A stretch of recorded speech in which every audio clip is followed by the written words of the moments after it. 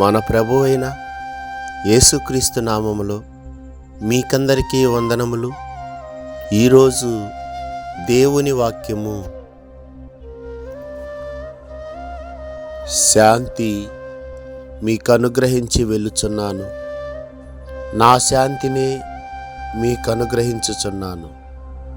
లోకమిచ్చినట్టుగా నేను మీకు అనుగ్రహించుటలేదు. మీ హృదయమును కలవరపడనీయకుడి, వెరవనీయకుడి. యోహాను సువార్త 14వ అధ్యాయము 27వ వచనము.